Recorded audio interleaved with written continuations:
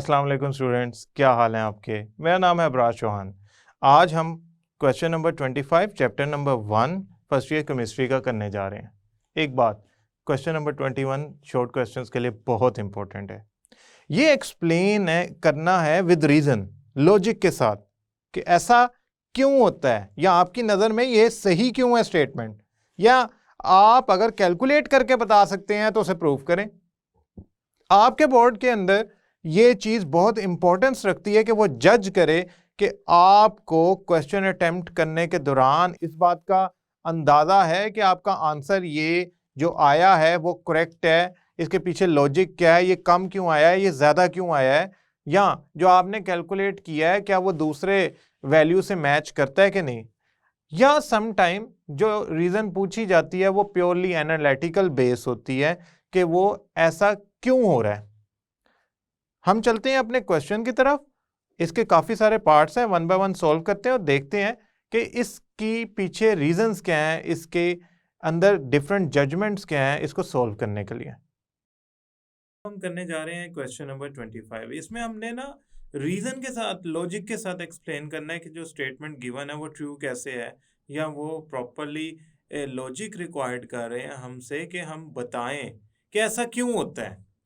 तो सबसे पहले तो हम पढ़ते हैं स्टेटमेंट नंबर 1 इस क्वेश्चन का part 1। Law of conservation of mass has to be obeyed during a stoichiometric calculation.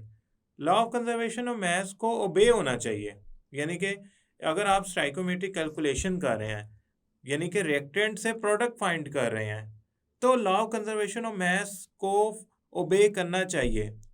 अब लॉ ऑफ कंजर्वेशन ऑफ मास है क्या? पहली बात तो ये है, लॉ ऑफ कंजर्वेशन ऑफ मास ये कहता है कि जो आपका मास है सब्सटेंस का, रिएक्टेंट्स का, प्रोडक्ट का जो मास है वो ना न्यू फॉर्म हो सकता है ना डिस्ट्रॉय हो सकता है, यानी कि वो एक जीरो वैल्यू से जनरेट नहीं हो सकता, बल्कि क्या होता है, जो मास है वो एक फॉर्म से वन फॉर्म से दूसरी फॉर्म में कन्वर्ट होता है, can only be converted from one form to other. अब इसको हम ना एक इक्वेशन पे अप्लाई करते हैं और देखते हैं कि कैसे ये लॉ जो है हेल्प करता है स्टाइकोमेट्रिक कैलकुलेशन में। फॉर एग्जांपल आपके पास पोटाशियम हाइड्रोक्साइड है, वो रिएक्ट करता है सल्फ्यूरिक एसिड के साथ, बेस है, एसिड से रिएक्ट करेगी और बनाएगी सॉल्ट और वाटर, यानी कि K2SO4 प्लस वाटर। स्टूडेंट्स ये इक्वेशन बैलेंस नहीं है, we need to balance it. तो हम क्या करेंगे कि इस तरफ 2 पोटाशियम है प्रोडक्ट में, तो यहाँ पे 2 लगा देंगे, और हमारे पास हाइड्रोजन जो है वो टोटल हो गया 4 और प्रोडक्ट में है 2, तो यहाँ पे भी हम 2 लगा देंगे। अब ऑक्सीजन हो गया हमारे पास टोटल 6 और रिएक्टेंट में भी है टोटल 6, तो सब बैलेंस हो गया। सल्फर 1 है यहाँ रिएक्टेंट में और प्रोडक्ट में दोनों में 1-1 है। Now we have a balance chemical equation. अब बैलेंस केमिकल इक्वेशन के मुताबिक 2 मोल्स ऑफ पोटाशियम हाइड्रोक्साइड, यानी कि 112 gram of potassium hydroxide react करते हैं 1 मोल ऑफ सल्फ्यूरिक एसिड, यानी कि 98 ग्राम, यानी कि 98 ग्राम आप सल्फ्यूरिक एसिड लें या 1 मोल लें, एक ही बात है। तो वो प्रोडक्ट बनाएगा 174 ग्राम पोटाशियम सल्फेट। क्यों? 1 मोल ऑफ पोटाशियम सल्फेट में 174 ग्राम होते हैं, और वाटर के 1 मोल में 18 होते हैं, तो 2 मोल में कितने हो गए? 36 ग्राम। अगर मैं इस साइड को सम अप करूं तो मेरा आंसर आता है 210 ग्राम, यानी कि रिएक्टेंट टोटल कितने इनपुट किए? 210। तो उन्होंने टोटल प्रोडक्ट की जो वैल्यू बनाई वो भी 210 है, यानी कि रिएक्शन के दौरान, अगर मैं बात करूं रिएक्शन के दौरान जितने रिएक्टेंट इनपुट किए उतनी ही प्रोडक्ट की अमाउंट बनी, यानी कि न्यू मास फॉर्म नहीं हुआ। ऐसा नहीं है कि 210 से 310 ग्राम प्रोडक्ट बन गई, यानी कि 100 ग्राम मास न्यू फॉर्म हो गया, डेट इज इम्पॉसिबल। या ऐसा नहीं हुआ कि मैंने 210 ग्राम रिएक्टेंट ऐड किए, उससे 190 ग्राम प्रोडक्ट बन गई, 20 ग्राम का पता ही नहीं कहाँ गया, यानी कि मास डिस्ट्रॉय हो गया 20 ग्राम। ऐसा भी नहीं हुआ। ना न्यू मास फॉर्म हुआ ड्यूरिंग केमिकल रिएक्शन, ना डिस्ट्रॉय हुआ है, यानी कि मैस चेंज नहीं आया ऑर्डिनरी केमिकल रिएक्शन में। ये जो हमने एसिड बेस केमिकल रिएक्शन लिखा है, इसके अंदर ड्यूरिंग रिएक्शन जब रिएक्टेंट से प्रोडक्ट बनते गए और जब ये रिएक्शन कंप्लीट हुआ तो मैस चेंज कोई नहीं आया, बल्कि हुआ क्या है, रिएक्टेंट की एक फॉर्म दूसरी फॉर्म में कन्वर्ट हो गई है, यानी कि प्रोडक्ट बन गई है। आसान लफ्जों में मैस जो है रिएक्टेंट का, जो पोटेशियम हाइड्रोक्साइड और सल्फ्यूरिक एसिड की फॉर्म में था, वो पोटेशियम सल्फेट और वाटर की फॉर्म में कन्वर्ट हो गया। सो अगर ऐसा ना होता तो हम कैसे कैलकुलेट करते कि पोटेशियम हाइड्रोक्साइड और सल्फ्यूरिक एसिड मिलकर कितने पोटेशियम सल्फेट बनाते हैं। मीन्स अगर न्यू मैस फॉर्म होना होता या मैस डिस्ट्रॉय होना होता तो कभी ये दोनों साइड्स को मैं कंपेयर ना कर पाता, बल्कि जब भी मैं वैल्यू निकालने की कोशिश करता, मसलन 2 moles of potassium hydroxide 1 mole potassium sulphate बनाते हैं। आसान लफ्जों में 112 ग्राम पोटेशियम हाइड्रोक्साइड अगर मैं ऐड करूंगा इन सल्फ्यूरिक एसिड 98 ग्राम, तो 174 ग्राम पोटेशियम सल्फेट बनेगा। अगर तो लॉ ऑफ कंजर्वेशन ऑफ मास में अज्यूम करूं फॉलो नहीं हो रहा, तो हो सकता है 112 ग्राम 174 ना बनाता, बल्कि वो बना लेता 1700 ग्राम, या अगर मास डिस्ट्रॉय हो रहा होता तो वो बना लेता 74 ग्राम ओनली, 100 ग्राम डिस्ट्रॉय हो जाता मैस। ये ऐसा तो नहीं होता ना मैस न्यू फॉर्म होता है और ना ही डिस्ट्रॉय होता है, बल्कि एक फॉर्म से दूसरी फॉर्म में कन्वर्ट होता है। पोटेशियम हाइड्रोक्साइड पोटेशियम सल्फेट की कंपोजिशन में कन्वर्ट हो जाएगा जब वो सल्फ्यूरिक एसिड से रिएक्ट करेगा। सो इवेंचुअली आपकी ये बैलेंस केमिकल इक्वेशन सेंस ही तब बनाती है जब आपके रिएक्टेंट और प्रोडक्ट के अंदर जब कन्वर्जन हो रही होती है तो मैस चेंज नहीं आता, यानी कि जो मैस है वो कांस्टेंट रहता है इन अ केमिकल रिएक्शन। ऐसा नहीं है कि आपने रिएक्टेंट्स को प्रोडक्ट में कन्वर्ट किया तो आपने कंटेनर के अंदर इनपुट किया 210 ग्राम और कंटेनर जब खोला तो उसमें सिर्फ रह गया 100 ग्राम, यानी कि मैस ना डिस्ट्रॉय होगा ना ही क्रिएट होगा फ्रॉम नथिंग, यानी कि कोई जीरो से मैस क्रिएट नहीं होता ना डिस्ट्रॉय होता है, बल्कि एक फॉर्म से दूसरी फॉर्म में कन्वर्ट होता है। वरना स्टोइकोमेट्रिक कैलकुलेशन तो अप्लाई नहीं हो सकती, वो तो तब सेंस बनाती हैं जब मैस की वैल्यू एक रिएक्शन के अंदर कांस्टेंट रहती है। अब हम चलते हैं पार्ट बी की तरफ। Part B states many chemical reactions taking place in our surrounding. हमारे इर्द गिर्द बहुत से रिएक्शंस हो रहे हैं, okay. They involve limiting reactant, उनमें लिमिटिंग रिएक्टेंट होता है। असल में ना लिमिटिंग रिएक्टेंट एक ऐसा रिएक्टेंट होता है जो कि प्रोडक्ट की अमाउंट को कंट्रोल करता है, जो अर्ली कंज्यूम हो जाता है, यानी कि इसकी दो खसूसियात होती हैं, ये प्रोडक्ट की अमाउंट को कंट्रोल करता है या लेस प्रोडक्ट बनाता है, और दूसरी बात ये है कि ये अर्ली कंज्यूम होता है, पहले कंज्यूम हो जाता है, जिसकी वजह से ये प्रोडक्ट बनाना बंद हो जाते हैं अगर ये ख़त्म हो जाए तो। सो लिमिटिंग रिएक्टेंट ये दो खसूसियत वाले हमारे इर्द गिर्द मौजूद हैं, यकीनन बहुत से मौजूद हैं। For example combustion of fuel, आप कोयला जलाते हैं, कोल जलाते हैं ऑक्सीजन की प्रेजेंस में, तो हवा में मौजूद ऑक्सीजन कोयले को हेल्प करती है कंबस्टन के लिए। समहाउ वो जल के ख़त्म हो जाता है, लेकिन ऑक्सीजन हवा में जो मौजूद होती है वो अपनी क्वांटिटी मेंटेन रखती है, आपके पास जो लिमिटेड अमाउंट होती है कोयले की वो यूज़ हो जाती है। या फॉर एग्जांपल आप चाहते हैं कार्बन डाइऑक्साइड बनाना मीथेन से। मीथेन सुई गैस का एक मेजर कंपोजिशन का हिस्सा है, यानी कि सुई गैस में मेजरली जो पाया जाता है परसेंटेज में वो मीथेन पाया जाता है। ये ऑक्सीजन से रिएक्ट करके कार्बन डाइऑक्साइड और वाटर बनाती है। अगर मैं इस इक्वेशन को बैलेंस करूं तो 2 ऑक्सीजन यहाँ पे आ गए और वाटर में 2 आ गए, 4 हाइड्रोजन पूरे हो गए, 4 ऑक्सीजन पूरे हो गए। अब अगर मैं आपसे कहूं कि इन दोनों में एक्सेस कौन सा होता है, तो आप फौरन कहेंगे ऑक्सीजन जो होती है ना वो एयर से ली जाती है, बहुत ज़्यादा मिकदार में मौजूद होती है, और जो मीथेन होती है ना वो एक सर्टेन अमाउंट में ऐड की जाती है कार्बन डाइऑक्साइड या वाटर प्रोड्यूस करने के लिए। तो ये होगा लिमिटिंग रिएक्टेंट, क्योंकि जब मीथेन की जो कंटेनर में अमाउंट है वो सारी की सारी कंबस्टन कर जाएगी और कार्बन डाइऑक्साइड और वाटर में कन्वर्ट हो जाएगी, आपकी कंप्लीट रिएक्शन हो गया, मीथेन खत्म हो गई, तो कार्बन डाइऑक्साइड वाटर नहीं बनेगी, रिएक्शन रुक गया, प्रोडक्ट बनना रुक गई। क्यों? एक रिएक्टेंट आपका रिएक्शन में खत्म हो गया, कंज्यूम हो गया। तो मीथेन तो हम लिमिटिंग अमाउंट में ऐड करते हैं, चाहे वो इंडस्ट्री हो, चाहे वो घर हो, चाहे हम इसको किसी भी लेबॉर्ट्री में पर्पस के लिए यूज़ करें, तो मीथेन की एक सर्टेन अमाउंट हम इस्तेमाल करते हैं और ऑक्सीजन हमारे पास जो हम यूज़ कर रहे होते हैं एयर के अंदर वो एक्सेस होती है। ऐसा तो नहीं है ना लेबॉर्ट्री में आपने मीथेन 1 डीएम क्यूब इस्तेमाल कर ली तो उस लेबॉर्ट्री के अंदर से जो ऑक्सीजन है वो सारी ख़त्म हो गई, मीथेन बच गई। मीथेन या सुई गैस या आपके पास हाइड्रोकार्बन मीथेन कंज्यूम हो जाता है, ख़त्म हो जाता है, क्योंकि इसकी एक लिमिटेड अमाउंट आपके पास होती है और वो प्रोडक्ट बनना भी ख़त्म हो जाती है जब मीथेन ख़त्म हो जाता है। सो ये मीथेन उन दोनों लिमिटिंग रिएक्टेंट की प्रॉपर्टीज़ पे पूरा उतर रहा है जो हमसे पूछी जा रही हैं। तो कोल की बर्निंग एग्जांपल हो सकती है, मीथेन की combustion for making carbon dioxide example हो सकती है। आप बहुत सी अपने इर्द गिर्द देख सकते हैं ऐसे रिएक्टेंट जो जल्दी कंज्यूम हो जाते हैं और प्रोडक्ट की क्वांटिटी को कंट्रोल करते हैं। फॉर एग्जांपल बर्निंग ऑफ सुई गैस भी एक एग्जांपल है। आप सुई गैस में गैस का प्लग ऑफ कर दें तो बर्निंग बंद हो जाएगी, आग जलना बंद हो जाएगी। क्यों? आपने एक रिएक्टेंट ख़त्म कर दिया। तो वो मीथेन इन दैट केस जो होगा सुई गैस के अंदर वो लिमिटिंग रिएक्टेंट होगा और ऑक्सीजन जो होगी वो एक्सेस रिएक्टेंट होगी। Now, third part. No individual neon atom in the sample of the element has the mass of 20.18. Actually बात सही है। ये जो 20.18 है ना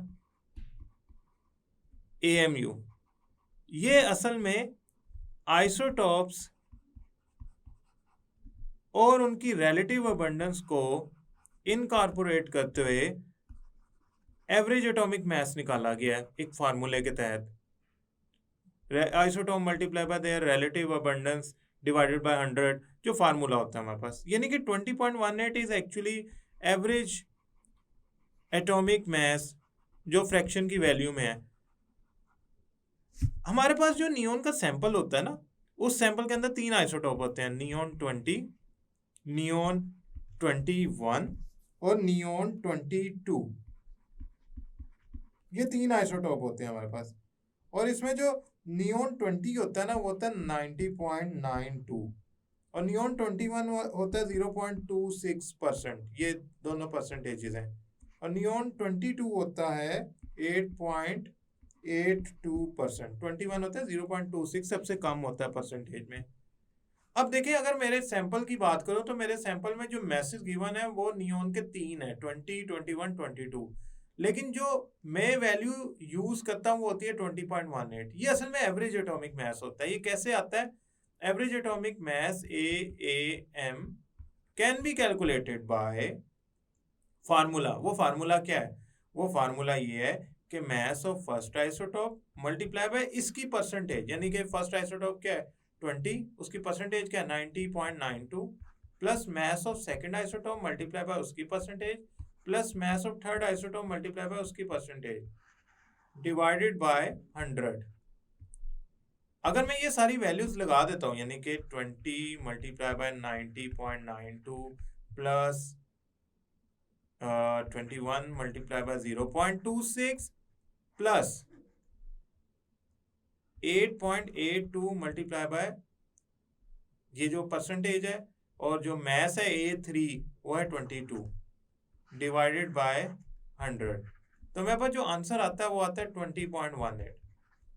सो एक्चुअली ये एक एवरेज वैल्यू है जो तीनों आइसोटॉप्स के मैसेज और उनकी रिलेटिव अबंडेंस को फार्मूले में इनपुट करके आई है। ये शो कर रही है कि आपका जो सैंपल है ना उसमें मुख्तलिफ आइसोटॉप पाए जाते हैं किसी खास रिलेटिव अबंडेंस में, और इसकी वैल्यू 20 के चूंकि करीब है लिहाजा इससे ये इंडिकेट हो रहा है कि 20 वाला जो आइसोटॉप होगा वो सबसे ज़्यादा क्वांटिटी में पाया जाएगा। सो अगर मैं कहना चाहूँ कि ये 20.18 है, ये किसी एक एलिमेंट के एटम का मास नहीं है, एक्चुअली ये डिफरेंट आइसोटॉप्स की एवरेज एटॉमिक मास है जो उनके रिलेटिव अबंडेंस और आइसोटॉप्स के मास को ज़हन में रखते हुए फार्मूले में इनपुट करते हुए कैलकुलेट किया गया।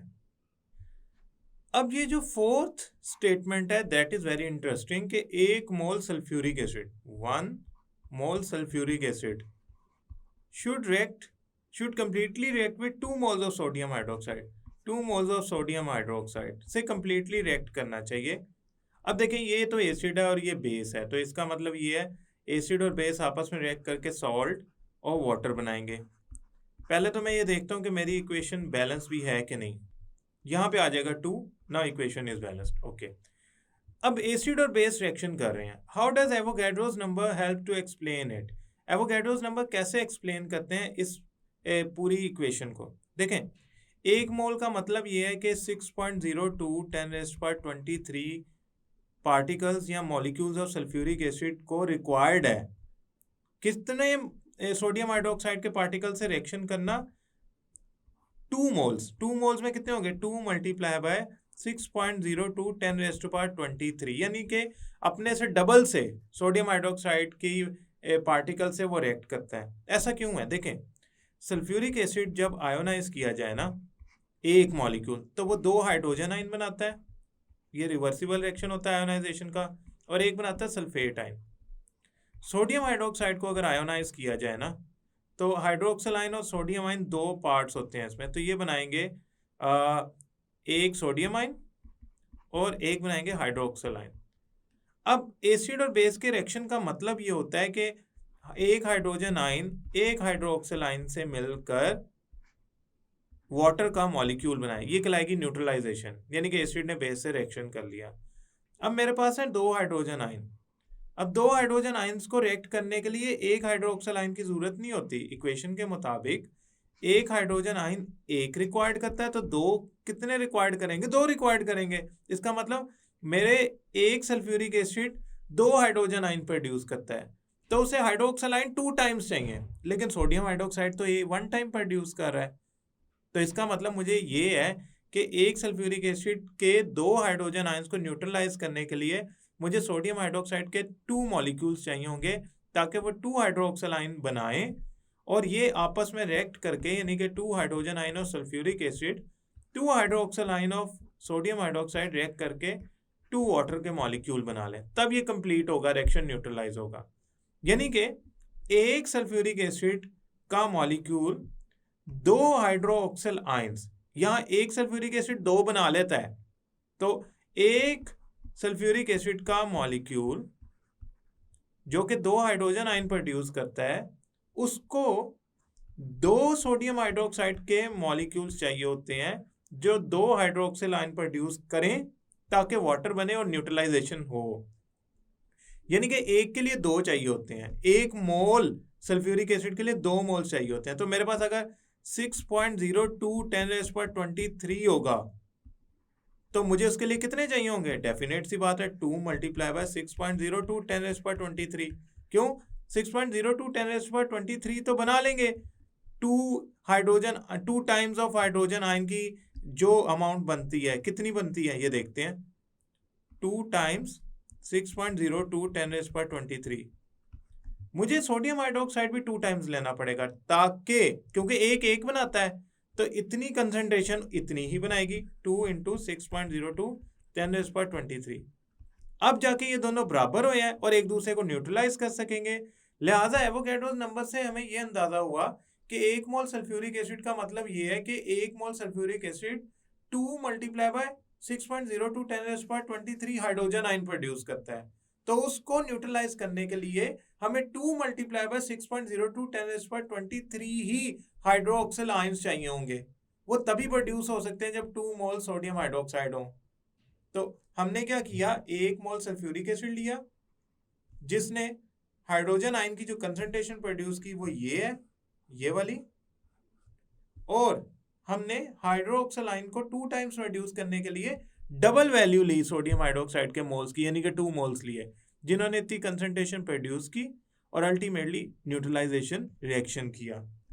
हेंस इनके जो नंबर ऑफ मॉलिक्यूल्स हैं वो तभी इक्वल होते हैं जब हम 1 मोल सल्फ्यूरिक एसिड को 2 मोल्स ऑफ सोडियम हाइड्रोक्साइड से रिएक्ट करवाएं। 5th statement, 1 mole of water has 2 moles of bond, 3 moles of atoms, 10 moles of electron and 28 moles of total fundamental particles. Fundamental particles के बारे में थोड़ी सी explanation. Fundamental particles का मतलब होता है 3 चीजें। कौन कौन सी? Electron, E negative, proton P positive, neutron N 0। ये 3 फंडामेंटल पार्टिकल्स हैं। पहली बात तो ये है, कहते हैं 1 मोल ऑफ वाटर होना तो इनमें ये इतनी इतनी स्पीशीज होंगी। वाटर का अगर एक मॉलिक्यूल हो तो उसका मतलब ये है कि 2 हाइड्रोजन 1 ऑक्सीजन से जुड़े हुए हैं। तो अगर मेरे पास वाटर का 1 मोल हो तो इसमें हाइड्रोजन कितने होंगे? डेफिनेटली 2 मोल्स होंगे, 2 हाइड्रोजन जुड़े हुए हैं। और ऑक्सीजन कितने होंगे? ऑक्सीजन होगा 1 मोल, जो मुझे इसके स्ट्रक्चर से उसकी मॉलिक्यूलर फार्मूला H2O से ही अंदाजा हो गया। तो 1 mole of water contains 2 mole of hydrogen, 1 mole of oxygen.